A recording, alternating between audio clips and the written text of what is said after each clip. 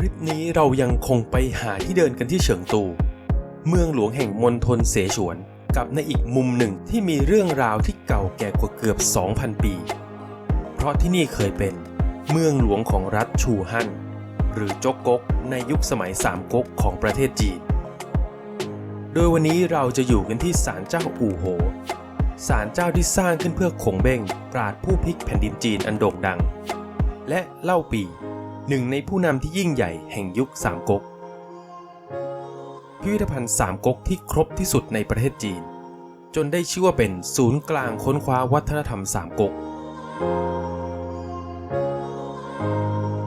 ซึ่งภายในจะแบ่งเป็นโซนเลยคือถ้าไม่ดูแผนที่ก็อาจจะมีหลงกันบ้างเพราะจริงๆก็ใหญ่นะครอบคลุมไปถึงถนนคนเดินจินหลีเลย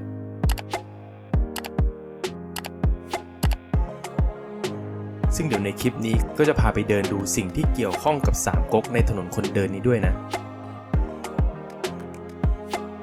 ค่าเข้าเยี่ยมชมศาลเจ้าจะอยู่ที่50หยวนก็ประมาณ240บาทซื้อผ่านตู้อัตโนมัติสแกนจ่ายได้เลยผ่านประตูเข้ามาจะเจอกับจุดขายบริการนำเที่ยวหรือใครจะใช้แบบหูฟังก็ได้อันนี้ตามสะดวกเลยซึ่งในคลิปนี้ผมจะขออธิบายชื่อสถานที่กับตัวบุคคลตามวรรณกรรมสามก๊กที่แปลตามสำนวนในบ้านเรานะถัดมาจากที่คนออกกันตะกี้จะเจอศิลาจารึกสมัยราชวงศ์ถังที่บันทึกเรื่องราวของขงเบ้งมังกรหลับเอาไว้และศิลาจารึกสมัยราชวงศ์หมี่บันทึกไว้ว่า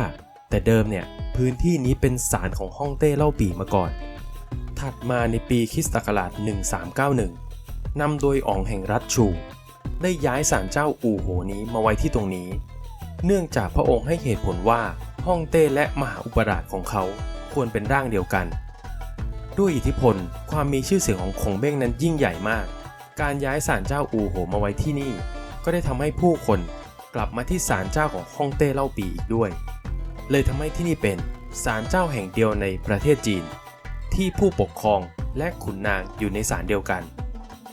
ตรงนี้ก็จะมีรูปปั้นเต่าอยู่ด้วยซึ่งทางไกด์ตรงนี้ก็อธิบายว่าเต่าเนี่ยเป็นสัญลักษณ์ของความอุดมสมบูรณ์ความก้าวหน้าความสำเร็จใครมาถึงแล้วก็ควรจะมารูปเต่าก่อนเข้าไปข้างในด้วยนะครับต่อมาก็จะเป็นโถงขนาดใหญ่ที่มีบรรยากาศร่มรื่นโดยสองข้างทางของโถงนี้จะรายล้อมไปด้วยขุนพลในสมัยจ๊กก๊กทั้งฝ่ายบูและบุญไล่เรียงตามลำดับยศเลยพร้อมกับป้ายที่เขียนวีรกรรมของแต่ละบุคคลเอาไว้ข้างรูปปั้นซึ่งแน่นอนว่าต้องมี3ใน5ฐานเสือของจ๊กก๊กแน่นอนทั้งม้าเฉียวผู้สามารถไล่ต้อนโจโฉจนต้องตัดหนวดทิ้งเกาะหนีกันเลยฮ่องตงขุนพลเท่าที่แม้อายุจะเยอะที่สุดแต่ความเก่งกาจคือเทียบเท่ากับกวนอูน้องร่วมสาบานของเล่าปีจูล่งขุนพลไร้พ่ายกับวีรกรรมมากมายอย่างเรื่องจูล่งฝ่าทับรับอาเตาหรือเล่าเซียนลูกชายของเล่าปีในตอนที่ยังเป็นเด็กทารกเนี่ยน่าจะคุ้นหูทุกคนกันอยู่บ้างส่วนนี้คือเกียงอุ๋ยลูกศิษย์เอกของขงเบ้งผู้สานต่อภารกิจบุกอุยก๊กทั้งภาคเหนือบังทองกับฉายาหงกรุณกุนซือสำคัญผู้มีส่วนช่วยในการวางแผนและสละชีวิตตนเองเพื่อให้เล่าปี่เข้ายึดเสฉวนได้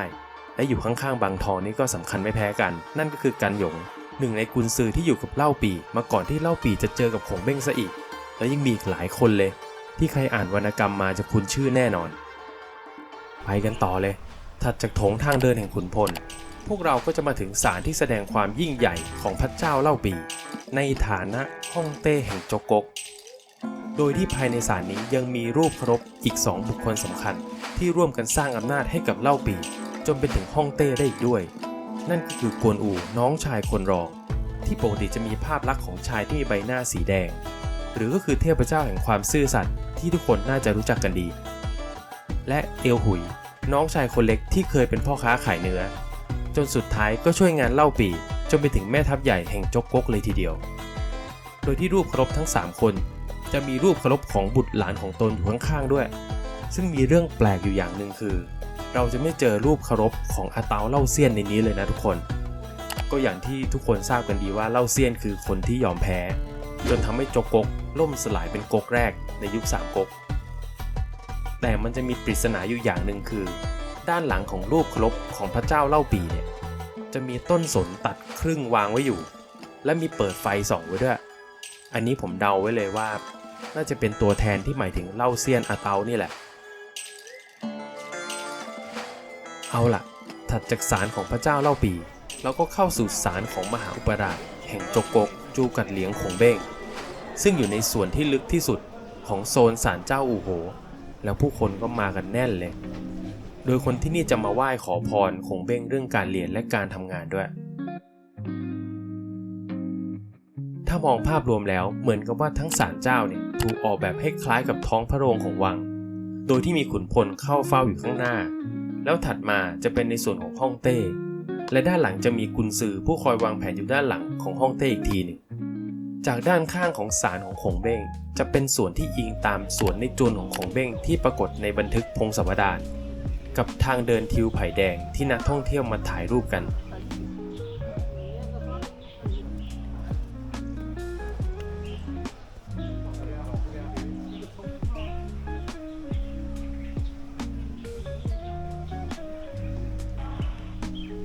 เดินเหนื่อยๆในศาลเจ้าก็มีคาเฟ่ด้วยชื่อคาเฟ่สมุหานายกที่ใครจะซื้อพวกของที่ระลึกหรือใครจะลองกาแฟใส่หมาล่าอย่างกาแฟผาแดงก็ได้นะใครลองแล้วฝากคอมเมนต์บอกผมด้วยนะอันนี้อยากรู้จริงว่าแซ่บแค่ไหน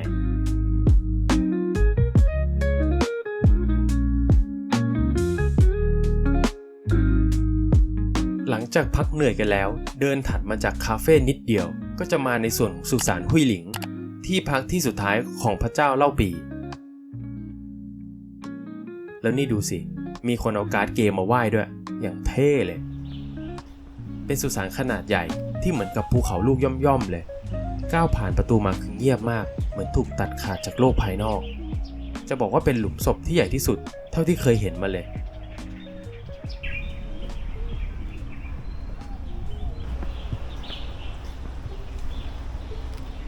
จากนั้นพวกเรามาในส่วนของพิพิธภัณฑ์สามก๊กกันบ้างดูภายนอกเหมือนจะเล็กแต่ไม่เลยแถมช่วงที่มาคือโชคดีมากมีงานนิทรรศการที่เล่าถึงเล่าปี่และขงเบ้งแบบไล่เรียงไทม์ไลน์ของทั้งสองคนเทียบเลยว่าในตอนที่ขงเบ้งอายุ1 ขวบเล่าปี่ก็มีอายุได้20 ปีซึ่งกว่าที่ขงเบ้งจะเข้ามาทำงานกับเล่าปี่ก็อายุ27 ปีโน่นเลย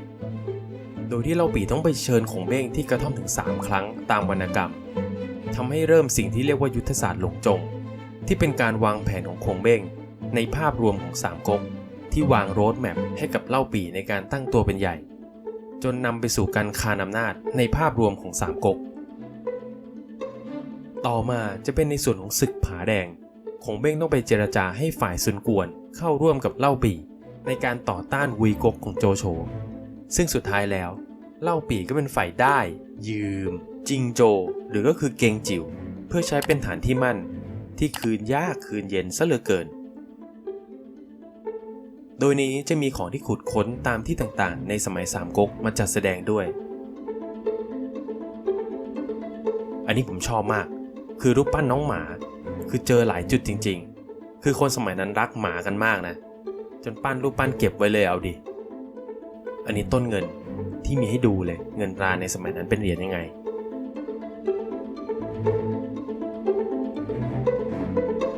ต่อมาก็เป็นในส่วนของการเข้ายึดเสฉวนหรือเอ็กจิ๋วที่อาศัยสติปัญญาและการสละชีวิตของบางทองเพื่อเป็นข้ออ้างในการทำศึกยึดเมืองหลวงเซิงโตหรือเฉิงตูจากญาติที่ชื่อว่าเล่าเจี้ยง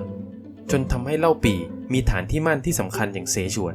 ในการก่อร่างสร้างก๊กของตนเองโดยที่ยังไม่ได้คืนเกงจิ๋วนะ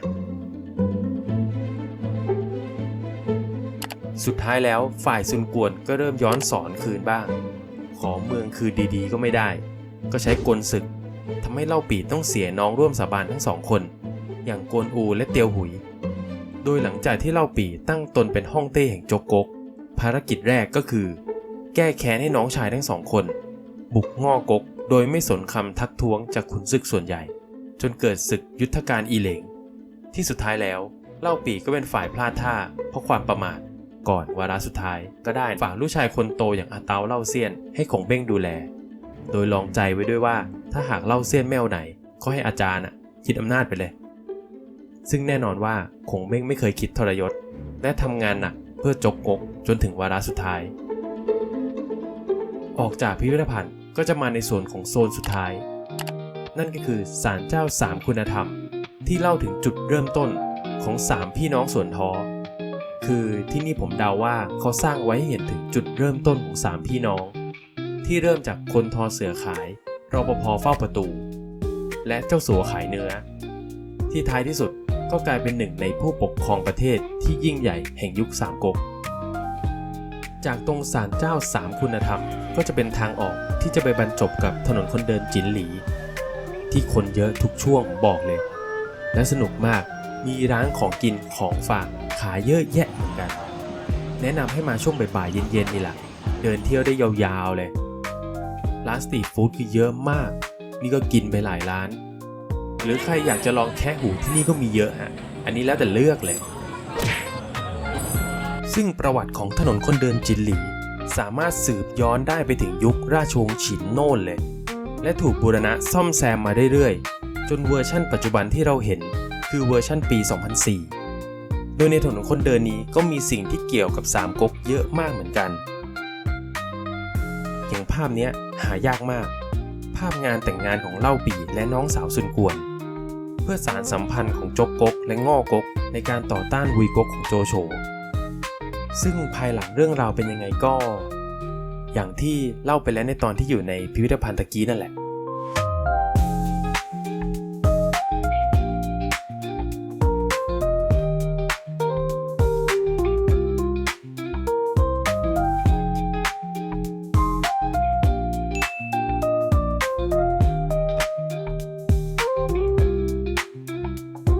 ขอบคุณทุกคนที่เข้ามารับชมนะครับแล้วพบกันใหม่กับการไปหาที่เดินในที่ต่อไปสำหรับวันนี้ก็บ๊ายบายครับ